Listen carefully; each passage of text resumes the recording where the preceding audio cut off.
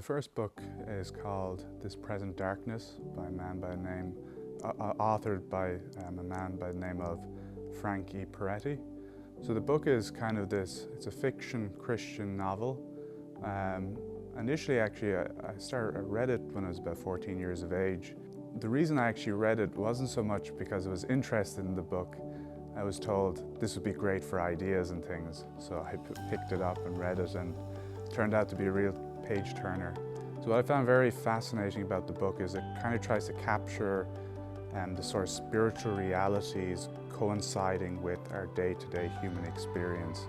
And so it follows this kind of town as it's going through different trials, and you kind of follow also then the angels and demons and kind of the relationship between the two. It was something that really kind of struck me because we call ourselves the church militant, you know, on earth. And we know there's angels, there's demons, there's people, there's sin and all this, but how does it all kind of relate? It's very easy to forget that we're living in a world that has this kind of veil separating and linked with all these spiritual realities. To be really kind of struck by this kind of beautiful kind of intermixing of all of these relationships and how they all work together for the goal of an ultimate good in the end, even though there can be kind of sides and turns and twists along the way.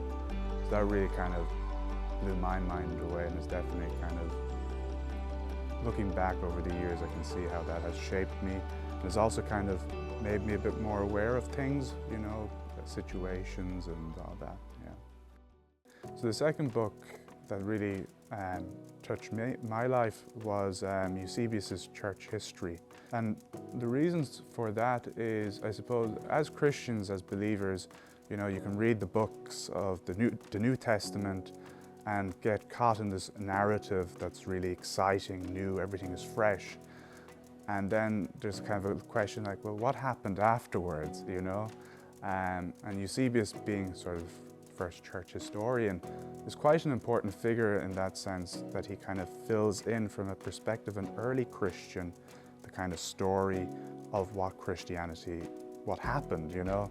What happened to people like Herod, or what happened to people like the apostles, and what did the early Christians believe about that, and what was the church in the eyes of the early Christians. So it was very kind of fascinating getting that kind of perspective, because I think very often people in the 21st century and things, we look back at the book of Acts and things like that, and everything's just so exciting, everything is intense, everything's get out there, convert the world, that we very often forget that there was a lot of problems that came with it. You know, the early church was far from perfect, but yet there's this guiding hand through that narrative. And it kind of makes you realize that in a certain sense, there's nothing new under the sun. Everything is kind of, it's the same as it was back then in a lot of ways, you know. As believers, it's quite encouraging and kind of, I suppose, like a family history, you know. It's like it's important to know your roots. For me, it was sort of kind of getting back to those kind of roots and kind of seeing it from the point of view of an early Christian. So the third book that really stood out to me in my life is Father Elijah. And I think it was a few different things.